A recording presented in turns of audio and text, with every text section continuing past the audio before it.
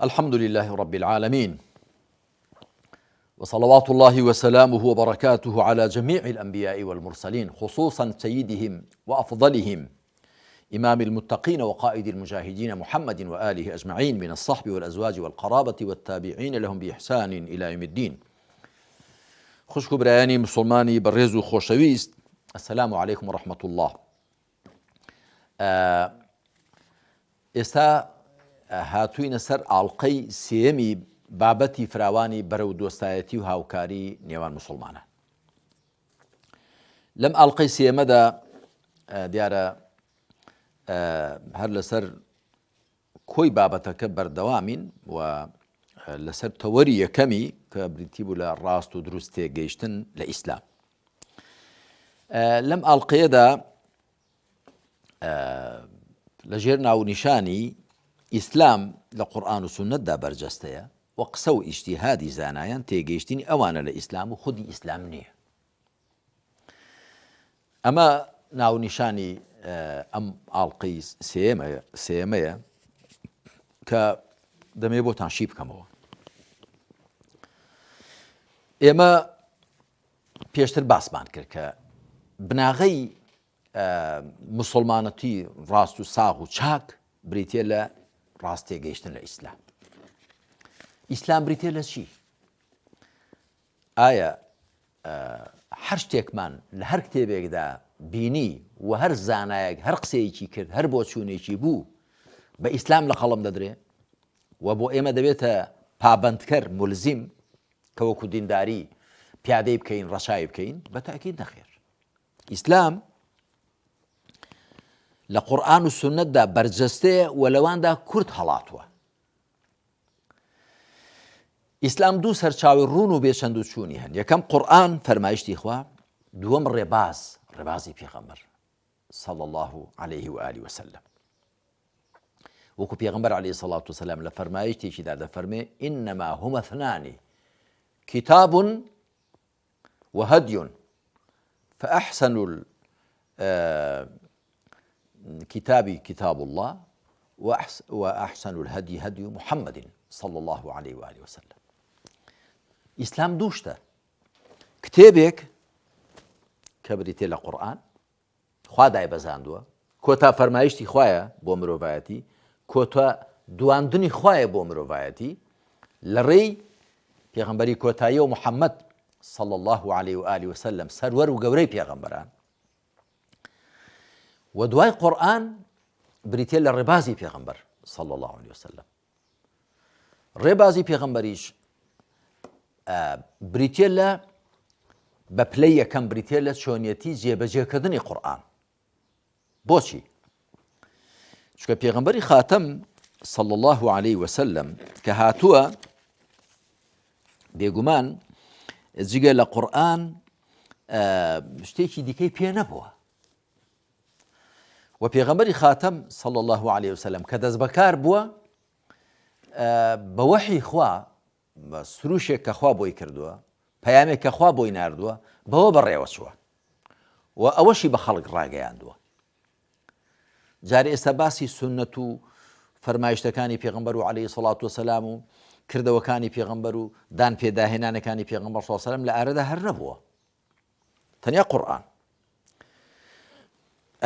ئەڵبەتە من دواییش لە ئاڵقەی چوارەمیشدا جارێکی دیکە باز دەکەم باسی قورئان و سونەت، بەڵام ئێستا دەمەوێت ئەوە بڵێم کە ئیسلام لە قورئان و سونەتدا بەرجەستەیە.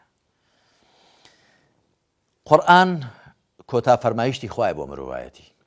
لە دوای دابەزاندنی قورئان جارێکی دیکە خوا مرۆڤایەتی نەدواندۆتەوە و نایدوێنێتەوە، ڕاستەوخۆ بیدوێنێ بە وەحی و پەیامێک کە دای دەبەسێنێ. تەواو محەممەد کۆتایی پێغەمبەران بووە عەلەیهیم الصەڵات وەسەلام، و ئەو کتێبەش کە بۆ محەممەد دابەزیوە کۆتا فەرمایشتی خوایە، و لە دوای قورئان جارێکە خوا مرۆڤایەتی نادوێنێتەوە و نەیدواندۆتەوە. بۆی هەموو ئەوانەی کە لە دوای پێغەمبەری کۆتایی لافی پێغەمبەراتیان لێداوە هەمویان درۆزنن. ئیبن تەیمیە ڕەحمەتی خوای لێبێ لە مەجموع فەتاواکەیدا قسێکی جوان دەکات، دەڵێ هەر کەسێک گوتی پێغەمبەرم یا باشترین ئینسانە یا خراپترین ئینسانە. ئەگەر ڕازگۆ بێ باشترین ئینسانە کە پێغەمبەرانن. قل الحمد لله وسلام على عباده الذين اصطفى. بڵێ ستایش بۆ خوا و سەلامەتی و ئاشتی لەسەر ئەو بەندانەی خوا کە هەڵی بژاردون کە پێغەمبەرانن عليهم الصلاة والسلام. الله يصطفي من الملائكة رسلا ومن الناس. خوا لە فریشتەکان نوێنەرانێک و ڕەوانەکراوێنێک هەڵدەبژێرێ و لە خەڵکیش کە پێغەمبەرانن عليهم الصلاة والسلام. جا ئەوەی کەسەی کە دەڵێ پێغەمبەرم یان دەبێ باشترین ئینسان بێ کە پێغەمبەرانن یا دەبێ خراپترین ئینسان بێ کە درۆزنەکانن، وەکو موسەیلیمەی کەذاب و ئەسوەدی عەنسی و سەجاحی یەمامە و ئەحمەدی قادیانی و هەموو ئەو درۆزنانەی بە درێژایی مێژوو کە لافی پێغەمبەراتیان لێداوە بەڵام درۆزن و ساختەچی و قۆڵبڕ بوون.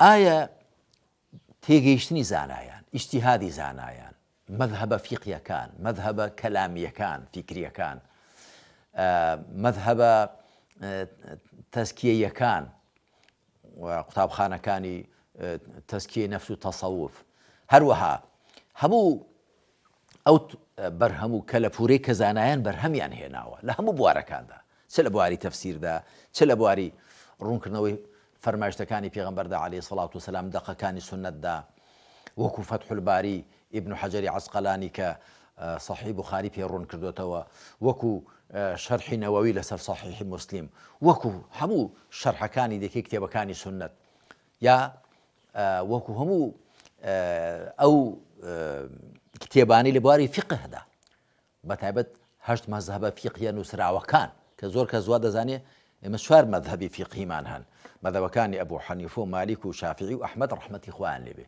بەڵام نەخێر 4 دیکەشمان هەن کە ئەوانیش هەمووی نووسراون، ئەگەرنا دەیان مەذهب هەبوون، دەیان بۆ چوون و تێگەیشتنی زانایان هەبوون لە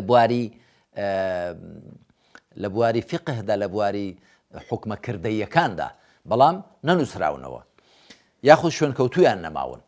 بەڵام 4 دیکەشمان هەن، مەذهبی جەعفەری، مەذهبی زەیدی شوێنکەوتوانی زەید، و مەذهبی ظاهری شوێنکەوتوانی ئیبن حەزم و داودی ظاهری و ئەوان، و مەذهبی ئیباضی کە شوێنکەوتویان هەن ئێستا لە عومان. ئەم 4 مەذهبەش هەن شوێنکەوتویان هەن کە بوو زۆر، و چەندان زانای دیکەشمان هەبوون وەکو لەیث، وەکو سوفیانی ثەوری، وەکو ئەبوو جەعفەری تەبەری، وەکو زۆری دیکە لە زانایان کە مەذهبی فیقیان هەبووە بەڵام ئێستا شوێنکەوتویان نەماون.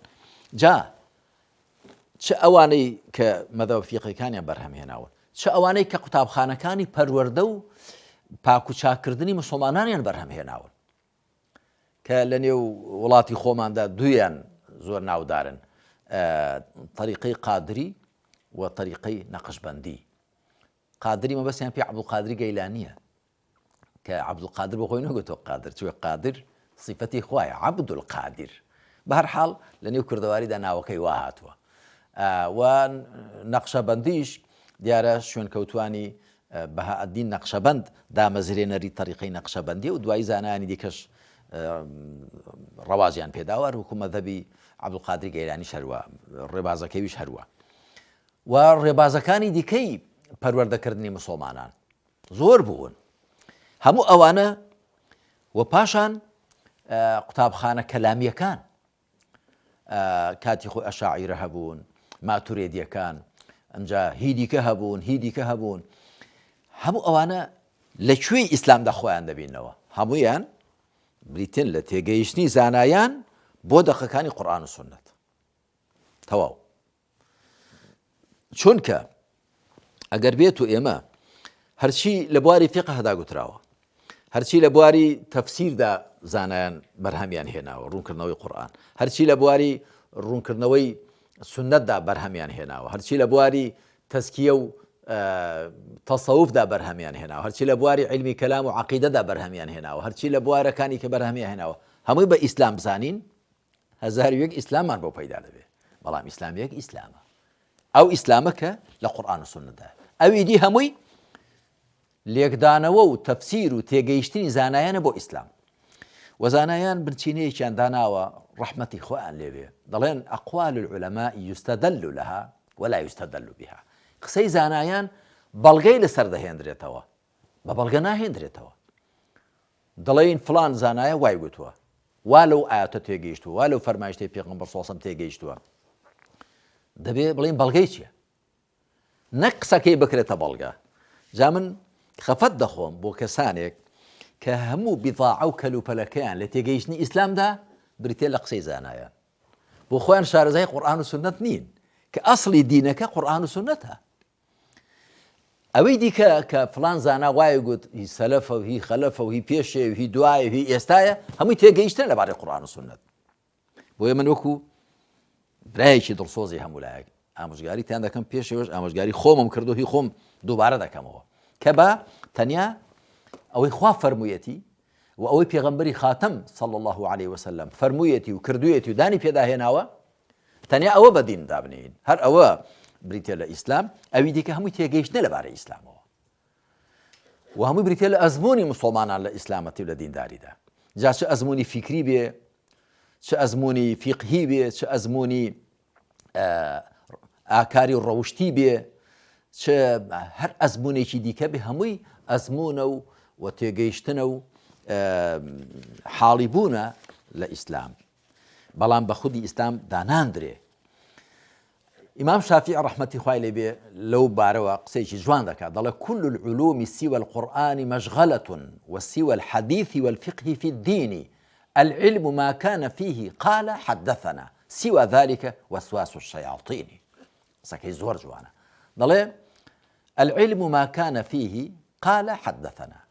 زانیاری واتە زانیاری شەرعی ئەوەی کە قالەی تێدا بێ قال الله وحدثنا حدثنا فلان عن فلان عن النبي صلى الله عليه وسلم.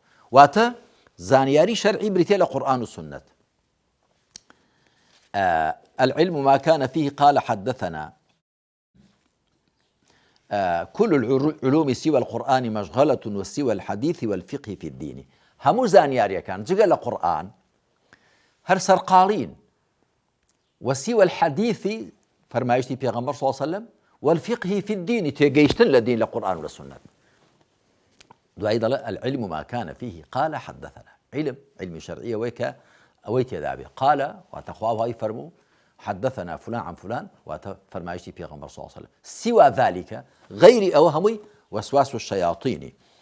البته ببوشيني من توزي زي الروي كردوها كهمي بوسوسه الشيطان كان لقلم داوة بلا ما بستي أو بوك دعي خلق غير قرآن وسنة بدين لقلم ندى وهمو إمام بيشوايا كان شي بيشوايا كان فقه هي تفسير هي حديث هي تجويد هي تزكية نفس هي علمي كلام همو ينقطو أنا إما هول دين أو إيك خواف فرميتي وبيغمبر عليه الصلاة والسلام فرميتي وكردويتي وداني في ذا هناوة أو شرح كين الرون كينوا هر كسل بواري خويدا أجر بيكاب من لخواويا أجر نمان بيكاب لخو من لشيطان ويا بويا أما بنمايش زور جرينجا ودرك كردني أو راستيا ومان لذكاء همو تواناي خومان بكار بينين بو هرچی زيادتر وقولتر باشتر فراوانتر تيجيشتن للقرآن وباشان للربازي پیغمبر صلى الله عليه وسلم وأوش لبر چاو بگرين که قرآن و سنت يكسان نين. قرآن فرمايشتي خواهي سنت بريتيلا ڕوونکردنەوەی پێغەمبەر صلی الله علیه وسلم یا فەرمایشتەکانی یا کردەوەکانی یا دانپێداهێنانەکانی کە ئەویش هەمووی هەر لە سیاقی قورئاندایە.